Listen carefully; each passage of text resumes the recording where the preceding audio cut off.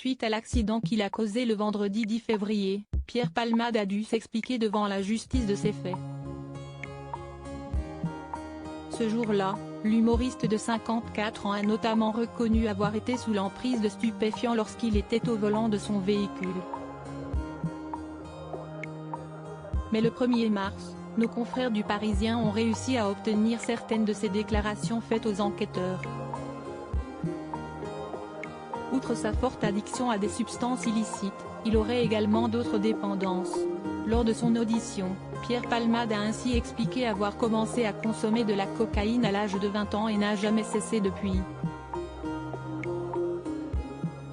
Ce n'est que très tardivement qu'il aurait commencé à prendre de la drogue de synthèse nommée 3-MMC dans le cadre de ses soirées de débauche.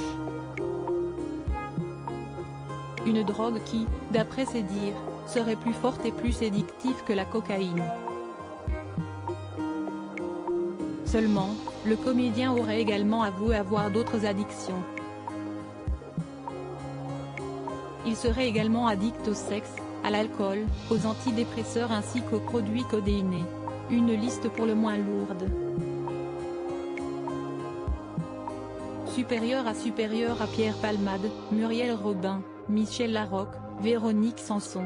Les femmes de sa vie. Pierre Palmade, un proche raconte ses soirées de débauche face à Bruce Toussaint. Le 1er mars dernier toujours, un proche de Pierre Palmade a partagé les coulisses des fameuses soirées débridées auxquelles il participait avec l'humoriste.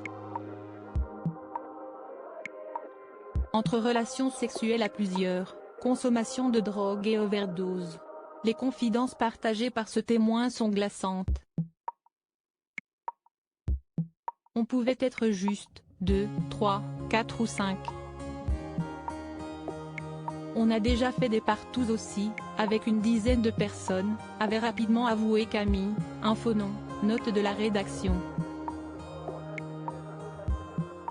Des nuitées au cours desquelles Pierre Palmade et ses convives étaient régulièrement sous l'influence de stupéfiants et qui pouvaient déraper puisqu'ils sont déjà, par le passé, arrivés au point de faire des overdoses. Je pouvais participer à des choses auxquelles on n'aurait pas dû participer, avait ensuite regretté le proche du comédien. Crédit photo, Van Ostenkiste Stéphane.